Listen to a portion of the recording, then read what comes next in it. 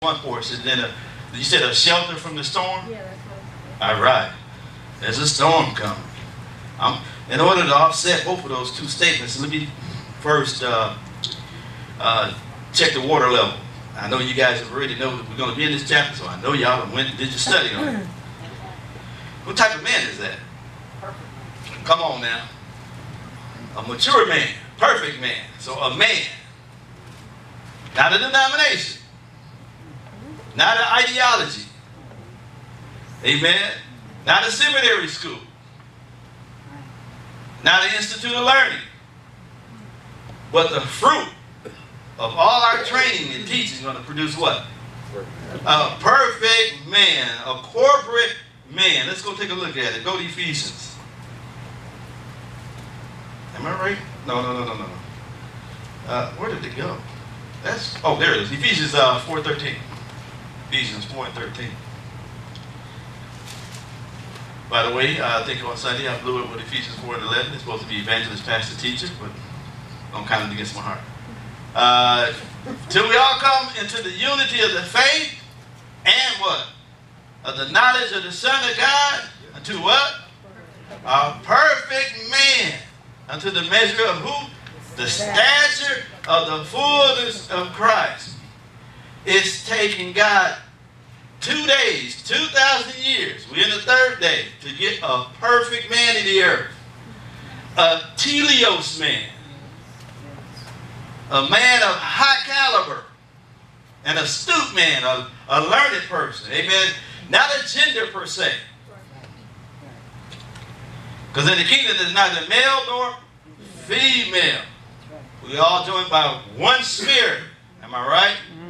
Christ is the head, but there is a body. Till we all come into the unity of the faith and of the knowledge of the Son of God unto a perfect man. So the perfect man is going to make his manifestation, is going to come to his level of stature through discovering the rich resources that abound from the Son of God and the work of what Jesus instituted, what he inaugurated. That he wanted to bring many sons. Remember the wisdom, hidden wisdom, bring many sons unto glory. So the sons are not disenfranchised. We're not disillusioned. We've been illuminated by the spirit of wisdom and revelation so we can understand that there's one federal head. One federal head is the Son of God. Amen. And the Son of God is comprised of a body unto a perfect man. Go to Jeremiah 31. A perfect man. Perfect man going to be what? A hiding place. From what? From the wind and the storm or the tempest. We're going to talk about the tempest because I believe there's a wind in the tempest, in the storm, in the earth. I believe it. Not because it's August and it's windy out sometimes. I just believe in the spirit. I believe the nostrils of the Lord is blowing and all the shaft going to be removed out of the church. According, I don't know. It's according to Psalm 1. Jeremiah 31. 31:22. I've been doing pretty good, I thought. There we go. Okay, how long will thou go about, O thou backsliding daughter? You see it? For the Lord has created a new thing. The Lord has done what? The Lord has created who? A new thing. What is that new thing? Huh? I should have went to 21. But yeah, you go to 21. Set thee up waymarks. That just means standards. Set the standards up. Make thee high heaps. Just keep building the standard. Set thine heart towards the highway. Now turn your heart towards it. That's what it means. Even the way in which thou wentest. Turn again, O virgin of Israel. Turn again to these thy cities. Prophetically, he's talking to Israel that got away from him. But, historically, prophetically, he's telling us, O virgin of Israel. It's also the next verse in 22. Go ahead. How long wilt thou go about, O thou backsliding daughter? For the Lord has created a new thing in the earth. What's the new thing? A woman should come as a man.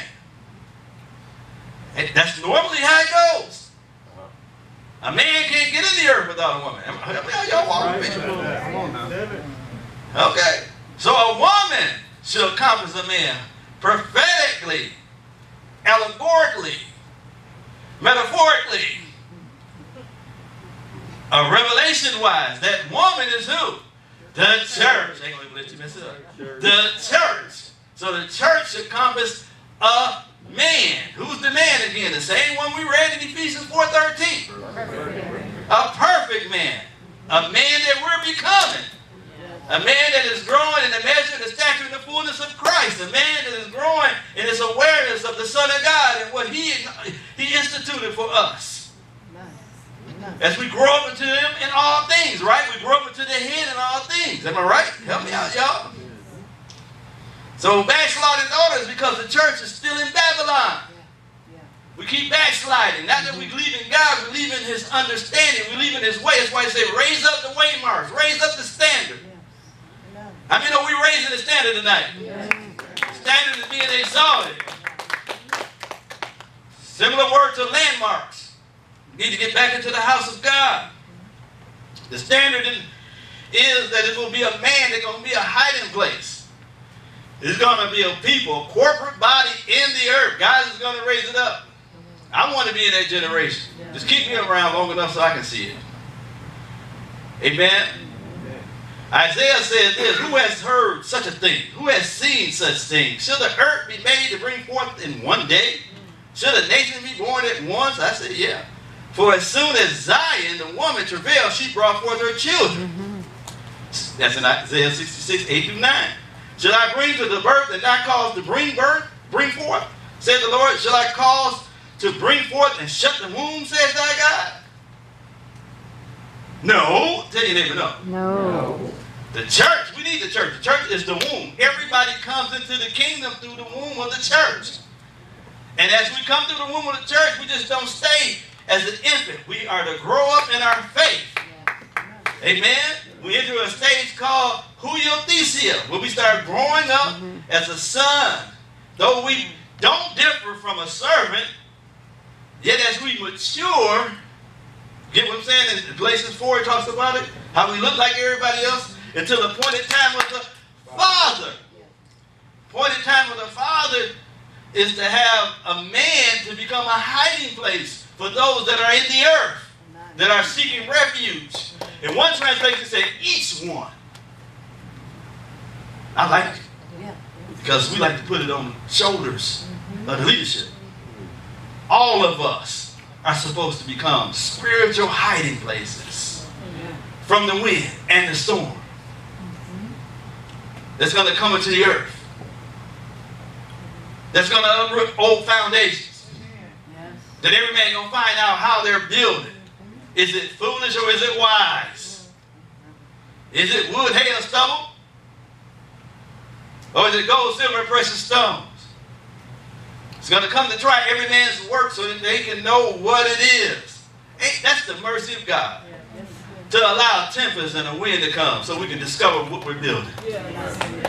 Just like He said in Deuteronomy 8, He said, I took you the long way because I want you to know what's in your heart. God said, I could have gave you the milk and honey, but you know what? You would have got over the milk and honey and you're still thinking about Egypt. Come on.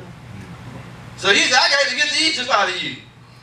That's what He's doing with us. Not only now, we got to double those. We got to get Egypt and Babylon out of us.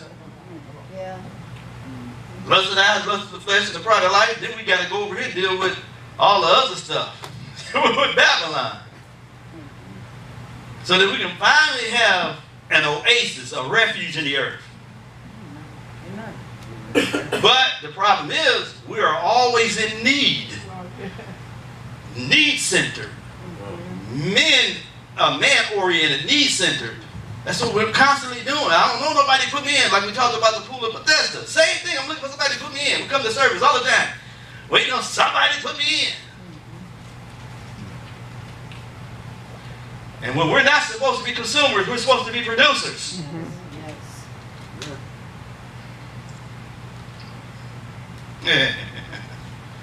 I'm here to tell you, there's a man that's supposed to be in that woman.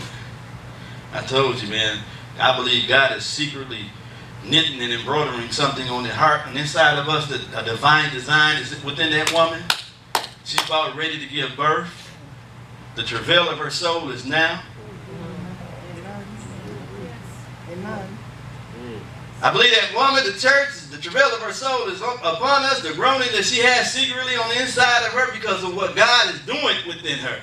She's ready to bring the birth. He's not going to shut her womb any longer. Can she bring forth in the day? I tell you, this is the day of the Lord. This is the day of rest. This is the day of Sabbath. I'm telling you, yeah, he can bring forth in the day.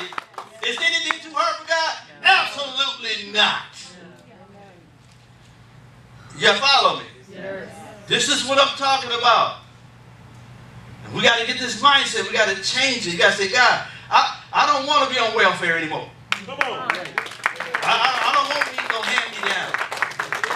I want to be able to put my hands on some stuff. I want to be able to tap into some flows of the Spirit. I want to be sensitive to you. Amen. Not for me to consume everything. Not for me to need you to heal me in this area. No, I want to be able to be a conduit for your glory. I want to be a channel for your blessing, so that others can come and partake of the fruit that's in my life. That is the goal. I'm here to tell you. We got to be made whole so that other people can come into the experience that's been entitled to us, that is committed to our stewardship. It's committed to our stewardship. People are looking for refuge. People are looking for safety. People, you know what I'm saying? And we just keep giving them dreams and just promising empty things. It's time for us to awake to what God is bringing us into. And accept it as it is. Y'all understand what I'm saying? God is working something on the inside of us. He's tearing apart that cannot be explained. And there's a desperation in us to push into the waters of separation that's given way, and a face-to-face transfiguration translates us into the majesty of His glory.